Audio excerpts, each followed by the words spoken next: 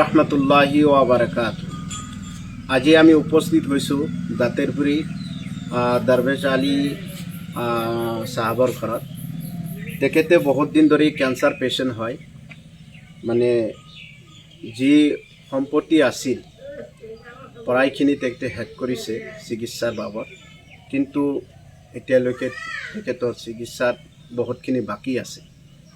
তেখেতে বেউপায় হৈ আনফৰ ফাউণ্ডেশ্যনলৈ তেখেতে দৰখাস্ত কৰিছিল যে তেখেতক অলপ সহায় লাগে। লগে লগে আনফৰ ফাউণ্ডেশ্যন তথা অসম ৰাজ্যিক জমিয়ত উলামাৰ সন্মানীয় সভাপতি হজরত মৌলা মুস্তাক আনফৰ চাহাবে তেখেতলৈ 30,000 টকা এটা পঠিয়াইছে। আজি আমি জমিয়ত উলামাৰ ফালৰ পৰা এইখিনি টকা আমি দিবলৈ আহিছোঁ তেখেতক। মৌলা আনফৰ চাহাব অকল এয়াই নহয়, শদিয়াৰ পৰা ধুবুৰীলৈ য'তেই মানুহ বিপদত আছে, মানে ধৰ্মৰ ঊৰ্ধত জাতি ধৰ্ম বৰ্ণ ভাষা নিৰ্বিশেষে সকলক তেখেতে এনেদৰে সহায় সহযোগিতা কৰি আহিছে। বিভিন্ন সময়ত আমি তেখেতলৈ যেতিয়া কথাখিনি জনাওঁ বা তেখেতে নিজেই হয়তো যেতিয়া তেখেতৰ মানে মোবাইলত মেছেজ যোৱাৰ লগে লগে মৌলানা আনফৰ চাহাবে আমাৰ নিৰ্দেশ দিয়ে তাত যাব লাগে, উপস্থিত হ'ব লাগে। গতিকে এনেকুৱা নিস্বাৰ্থভাৱে এজন সমাজৰ সেৱা কৰা এজন ব্যক্তি মৌলানা আনফৰ চাহাব। আমি তেখেতৰ কাৰণে দোৱা কৰিছোঁ, আল্লাহ তাআলাই তেখেতৰ দীৰ্ঘায়ু কৰক, সেইকাৰণে আমি সকলোৱে দোৱা কৰিছোঁ। আৰু তেখেতে যাতে এনেকুৱা কাম আৰু কৰিব পাৰে আমি তেখেতৰ কাৰণে দোৱা কৰিছোঁ।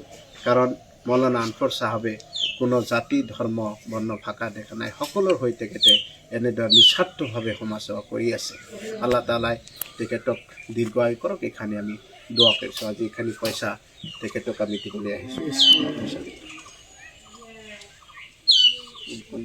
ফাউন্ডেশন বাবার বহুত দিন ধরে অসুখ ছিল, ক্যান্সার ধরা বসতো। এখন আনফর ফাউন্ডেশনে অ্যাপ্লিকেশন করা হয়েছিল। আনফর ফাউন্ডেশন থেকে কিছু পয়সা 30,000 টাকা সহায় করছে, পয়সাটা পাইছি আমরা। ধন্যবাদ আনফর ফাউন্ডেশনকে ধন্যবাদ জানাই। খুব ধন্যবাদ জানাই। আমার যে পয়সাটি দিছে, আমি পয়সাটিতে খুব একটা উপকার পাইলাম। কালকে আমার মানে অপারেশনের ডেট পড়ে গেছে, কাল আমার যাওয়ান লাগবো। আমি খুব পয়সাটি পাইয়া খুব একটা আনন্দিত হয়েছি। আমি দোয়া করবেন আমার নিয়ে, আমার জানি বেমারটা আমরা এই জড়িয়েতে আমার জানি একটু ভালো হয়, আমি জানি একটু আরাম পাই আর কি, এইটুকু। আরও কিছু আছে কমীয় মধ্যে আমরা এই পৃথিবীতে বাঁচিয়ে রাখছেন, তার আমরা প্রশংসা করতে হয়। তার প্রশংসা আছে।